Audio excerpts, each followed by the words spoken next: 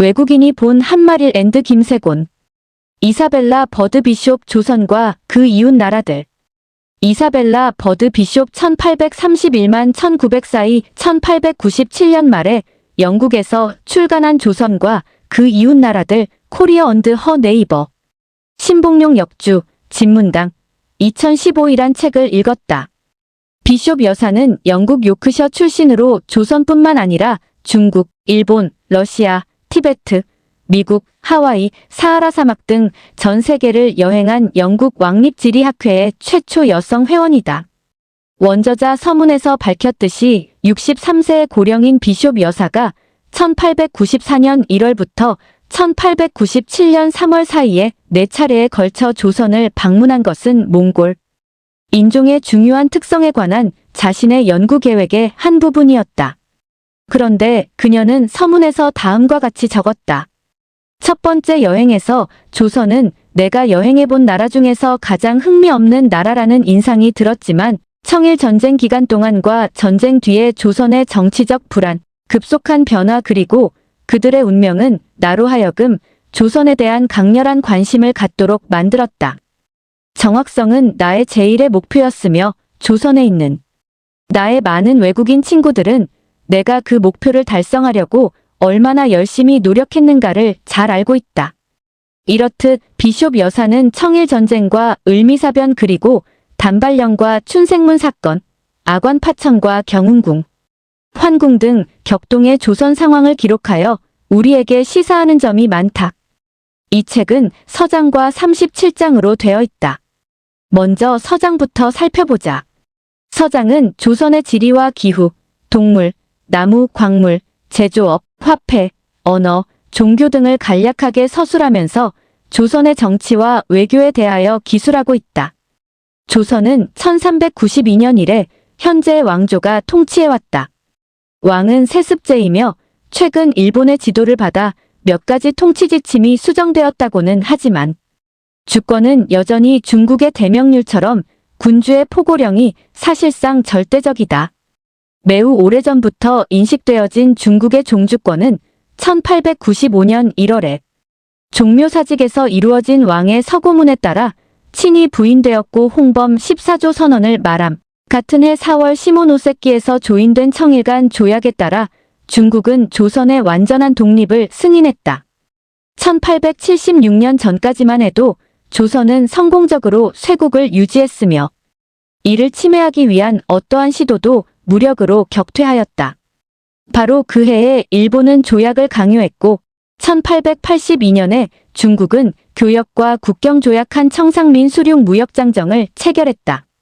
1882년에 미국이 수호조약을 체결했고 1884년에 영국과 독일, 1886년에 러시아와 이탈리아, 그리고 1892년에 오스트리아와 조약을 체결하였다. 서장의 마지막 부분은 서세동점의 경량이 밀려오는 1894년부터 1897년 동안의 조선의 운명이 그려진다. 낡아빠진 사회적 조건, 말할 수 없는 구습, 고칠 수도 없고 개혁할 수도 없는 동양적 사고, 그리고 중국을 하나로 묶어주는 인종의 강인함도 없이 중국을 우스꽝스럽게 따라 하기만 하는 이 땅에 서양의 토양에서 쓰던 홀씨가 떨어졌다. 거친 흔들림으로 말미암아 몇 세기에 걸친 잠에서 깨어나 반쯤은 겁에 질리고 정신이 완전히 빠진 이 연약하기 이를 데 없는 독립국가는 강력하고 야심만만하고 침략적이며 항상 꼼꼼하지도 못한 열강의 대열 앞에 자신이 서 있음을 발견하고 있다. 이 열강들은 아마도 서로 이 나라에서 지나치리만큼 손을 뻗쳐 조선을 새로운 길로 몰아넣고 거친 손으로 유서 깊은 이 나라의 풍습에 조종을 울리며 이권을 요구하고 자기들의 사회에서는 의미도 없고 필요도 없는 개혁과 제한과 만병통치약으로 이 나라를 혼란시키고 있는지도 모른다. 그렇게 함으로써 묵은 질서는 새로운 것에 자리를 양보하며 그 모습을 바꾸고 있다. 이 전환기의 땅에서 벌어지고 있는 수많은 증거들은 이 책의 다음 장에서 나타나게 될 것이다. 위책 P1-12 외국인이 본 한마리 비숍 여사가 본 조선의 첫인상 비숍 여사가 지은 책 조선과 그 이웃 나라들 제1장은 조선의 첫인상이다. 그녀는 1894년 1월에 나가사키에서 부산에 처음 도착했다. 나가사키에서 조선의 남단에 위치한 부산까지는 15시간이 걸린다. 중략 그림자가 비치는 섬이라는 뜻의 저령도는 높고 풀이 무성하지만 일본 사람들은 그 섬에 저탄장과 검역병원을 설립했다. 부산에 닻을 내리며 만난 사람은 조선 사람이 아니라 일본 사람이었다. 점등하는 사람조차도 일본인이었다. 세관원은 영국인이었다. 그는 조선의 관세 세입의 관리를 돕도록 중국의 세관이 조선의 세관에 파견한 인물이었다. 비숍 지음신 복룡 역주, 조선과 그 이웃 나라들, 진문당, P13. 이윽고 비숍은 부산에서 본 조선 사람의 첫인상을 아래와 같이 기록하고 있다. 조선 사람은 색다른 인상을 보여주고 있다. 그들은 중국인이나 일본인과 닮지 않았다. 오히려 양자보다 더 멋있어 보이며 일본인보다 체격이 더 좋다. 비록 그들의 평균 신장이 겨우 5피트 4.5인치 158cm이지만 흰색 옷은 몸을 풍성하게 보이게 하고 언제나 쓰고 있는 높은 왕관 장식의 모자는 키를 더 커 보이게 만든다. 사람들은 겨울옷을 입고 있는데 소매가 있는 흰면에 길고 품이 큰 겉옷, 거대한 바지, 그리고 버선은 모두 솜으로 채워졌다. 그들은 검은 모피의 가장자리에 장식을 달고 검은 비단에 솜을 넣은 모자를 쓰고 있었다. P17. 이어서 그녀는 부산 장나를 구경했다. 조선어를 거의 영어처럼 말하는 매력적인 영국인 운하가 부산 도심으로 나를 안내했다. 그는 장날의 붐비는 군중 속을 평화롭게 걸어갔다. 나는 부산이 처참한 곳이라고 생각했다. 나중에야 나는 그것이 조선 마을의 일반적인 모습이라는 점을 알았다. 좁고 더러운 거리에는 진흙을 발라 창문도 없이 울타리를 세운 오두막집, 밀집 지붕, 그리고 깊은 처마, 마당으로부터 2피트 61cm 높이의 굴뚝이 솟아있고 가장 바깥에는 고체와 액체의 폐기물이 담겨있는 불규칙한 개천이 있다. 더러운 개와 발라이거나 전라인 채 눈이 잘 보이지 않고 때가 많이 낀 어린애들이 두껍게 쌓인 먼지와 진흙 속에 뒹굴거나 햇볕을 바라보며 헐떡거리거나 눈을 끔벅거리기도 하며 심한 악취에도 아무렇지도 않는 것 같았다. 그러나 장날이 되면 이 불쾌한 것들이 많이 은폐된다. 좁고 먼지투성이고 굽은 길의 모든 거리를 따라 상품들은 마당의 멍석 위에 널려져 있었고 더러운 흰면을 입은 남자나 늙은 여자가 그것을 지키고 있다. P18. 며칠 후 비숍 여사는 부산에서 제물포 가는 배를 탔다. 부산에서 남해와 황해를 지나가는 3일간의 여정이었다. 부산이 자리 잡고 있는 남해는 황해와 너무도 확연히 구별될 만큼 달랐다. 황해에 있는 섬들은 거칠고 험상궂고 바위투성이의 갈색이며 사람이 거의 살지 않았다. 단조롭고도 견딜 수 없는 이틀 동안에 더 많은 섬과 흙탕물을 지나고 강어기와 거룻배를 지난 다음 3일째가 되는 오후에 우리를 태운 희고마루는 서울의 입구인 제물포에 정박했다. 사실 대다수의 정박지처럼 제물포도 항구라고 할 수 없었다. 낮의 대부분 동안에는 끈적끈적한 개펄이 널려 있고 조수의 차이는 36피트나 되었다. 모래톱을 지나는 좁은 통로의 정박지에는 보통 크기의 배 5척을 수용할 수 있다. P20-21. 여기에서 비숍은 조선 사람들의 집과 관아에 대하여도 자세히 기술하고 있다. 조선 사람들의 집은 언덕 밑에 자리 잡고 있는데 그 언덕을 오르면 자투리 땅마다 채소를 심은 토담집이 늘어서 있고 지저분한 길목에는 몸이 더러운 아이들이 떼지어 앉아 그들의 무기력한 아버지를 본받을 방법을 찾고 있었다. 언덕 꼭대기에는 관아가 있다. 형벌의 방법은 관아의 벼슬아치들이 죄인을 잔인하게 채찍질하고 죽도록 때리는 것이다. 죄인들의 괴로운 부르짖음이 영국 선교관과 인접한 방까지 들려온다. 부정부패가 만연하여 거의 모든 관아가 악의 소굴로 되고 있다. 위책 P24-25. 비숍 여사는 관아를 부정부패가 만연하는 악의 소굴이라고 했다. 벼슬아치들의 탐악이 얼마나 심했는지를 알 수 있다. 한편 비숍 여사는 제물포 인구까지도 파악했다. 제물포에 거주하는 외국인은 1897년 현재 4,357명이고 조선인은 6,700명이고 그들 중 절반은 남자인데 항상 활동하고 있으며 일부는 외국인 거류지에서 짐꾼으로 일하며 지게로 엄청난 무게의 짐을 나른다. P24-25 외국인이 본 한말씀 비숍 여사 고종과 민왕후를 만나다. 1894년 1월에 비숍 여사는 제물포에 도착했다. 이윽고 서울을 구경하고 전국 여행을 떠났다. 북한강 여행을 하면서 왕후의 고향 여주도 들렀고 이후 단발령을 넘어 금강산을 구경하고 동해안을 따라 여행하다가 청일전쟁의 전운이 도는 제물포에서 만주로 떠났다. 이후 중국 봉천을 구경하고 블라디보스톡에서 시베리아에 사는 조선의 이주민들을 만났다. 1895년 1월 5일에 비숍 여사는 다시 제물포에 도착했다. 그녀는 5주간 서울에 머물면서 홍범 14조 선고식을 구경하고 고종 부부를 4번이나 만났다. 그 내용은 제21장 자주독립서고문과 홍범 14조의 발표 그리고 국왕 부부의 아련에 자세히 기록되어 있다. 서울에서 나는 영국 총영사 힐리어의 손님으로 5주일 동안 묵었다. 나는 마음 내키는 대로 조랑말과 군인 1명을 데리고 변화하는 도시를 돌아보았으며 여러 개의 왕릉과 큰 거리를 구경했다. 일본의 기세는 치솟고 있었다. 도성 안에 일본은 많은 수비대를 주둔시켰고 일부 강요는 일본의 추천을 받았으며 일본군 장교는 조선군을 훈련시키고 있었다. 일본은 왕비에 대해 음모를 꾸미는 것으로 알려졌다. 이노우의 가오루 백작은 일본 공사로 활약했다.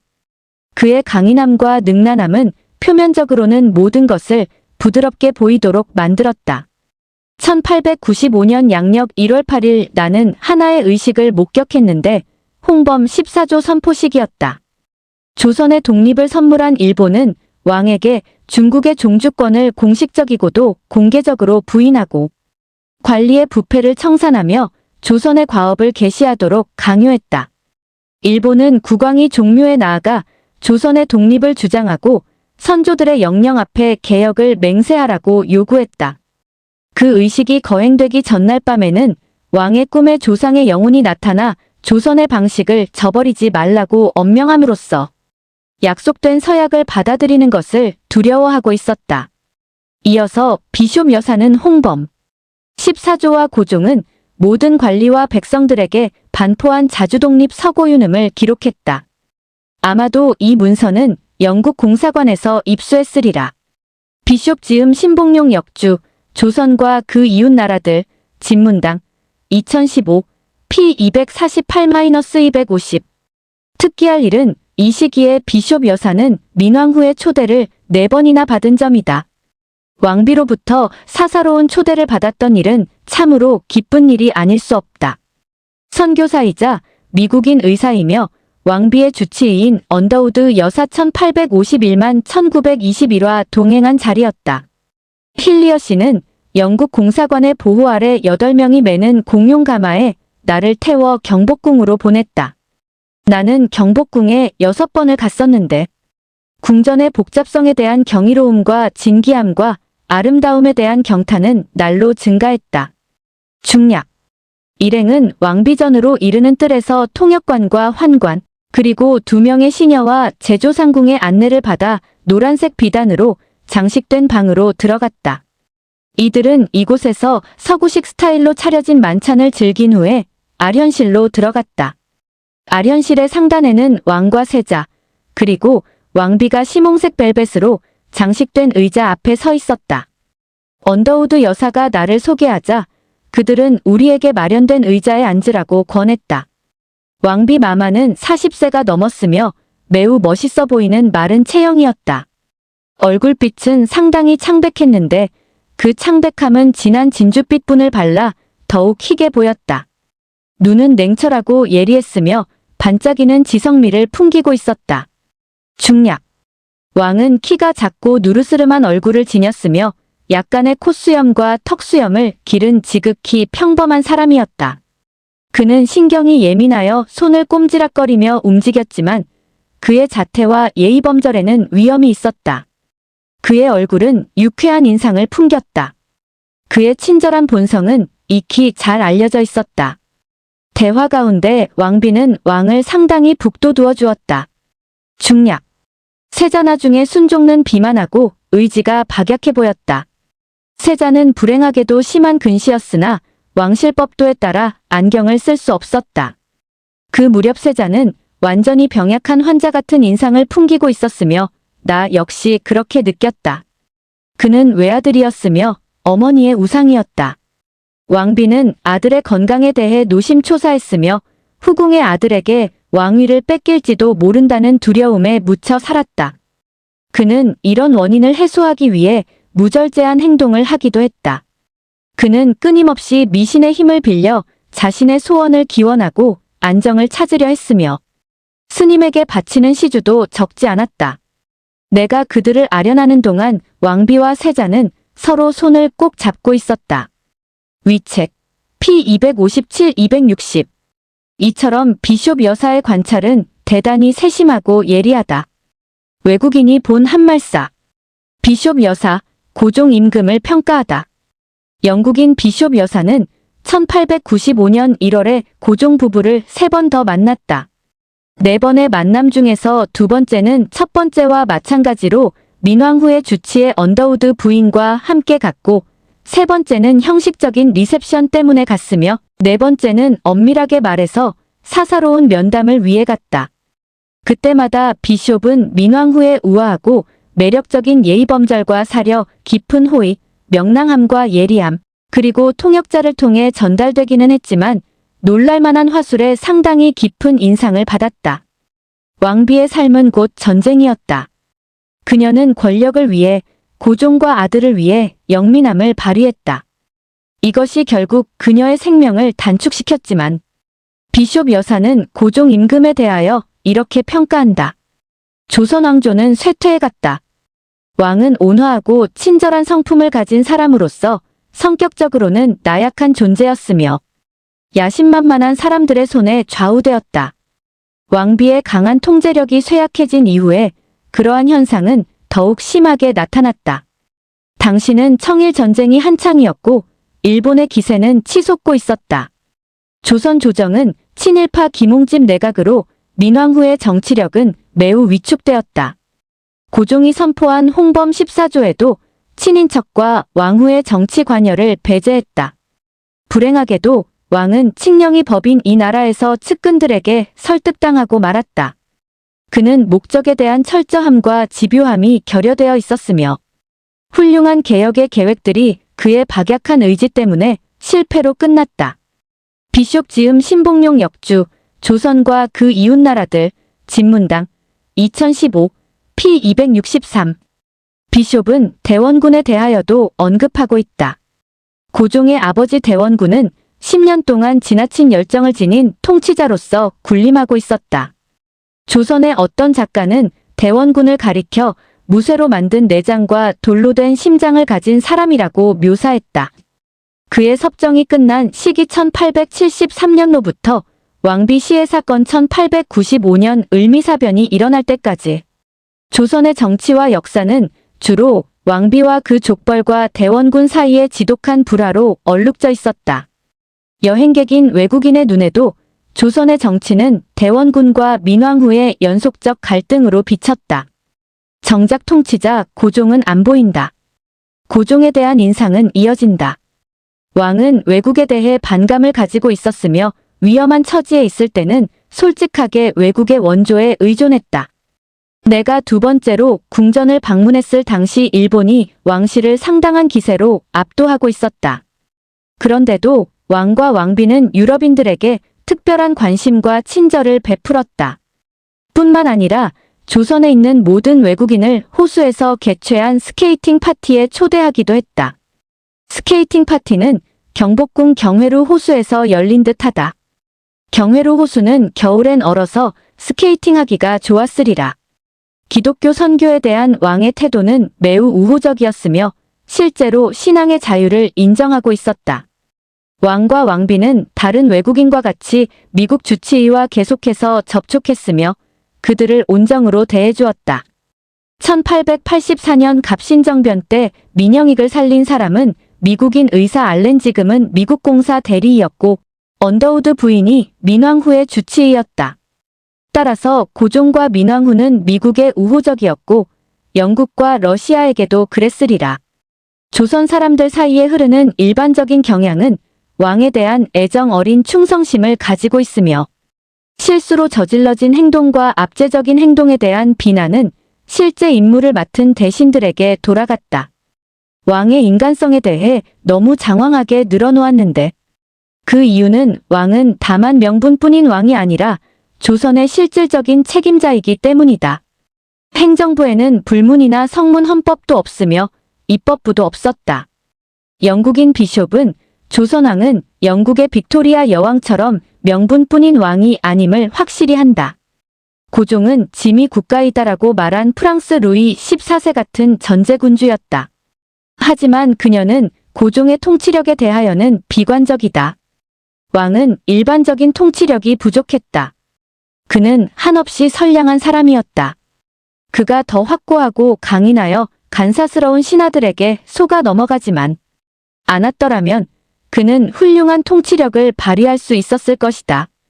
결국 그의 나약한 성격은 그의 운명을 비운으로 이끌 수밖에 없었다. 위책 P265